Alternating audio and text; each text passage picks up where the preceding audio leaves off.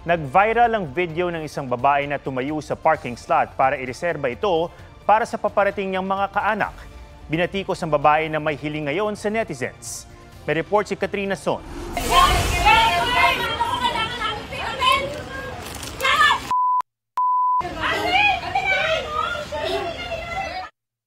Viral sa social media ang insidenteng ito sa parking lot ng isang sementeryo sa Las Piñas gabi ng November 1.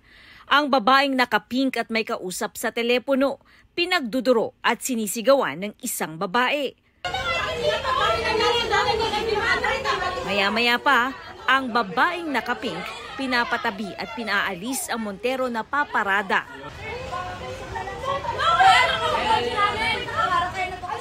Tuloy ang pagtatalo kahit na may dumating na tila parking attendant. Hanggang isang babae ang pilit na itinulak at pinatabi ang nakatayo sa parking slot. Unang-una, nagkukos siya ng any obstruction doon sa area. Pag nakasanayan na natin po yan, magulo po ang mangyayari dyan sa parking. Ang babaeng nakapink at nagsilbing human cone para i-reserve ang vacant parking slot, nagpaliwanag.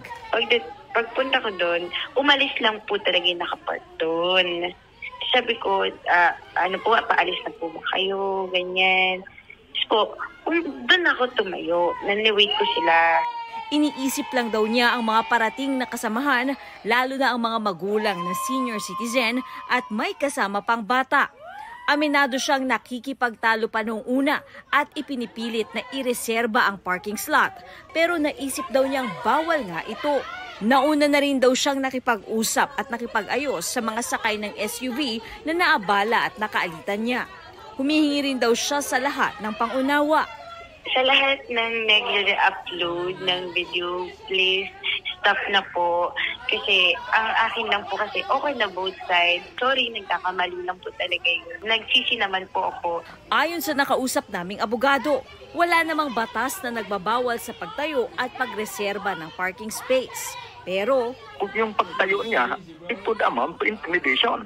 Ini-intimidate niya yung tao by preventing them from parking, so she could be held criminally liable. Kung public place na yan at wala namang siyang authority, mali siya. Ba't siya tatayo doon para haharangin yung ibang tao na magpapark? Kasi hindi naman prohibited.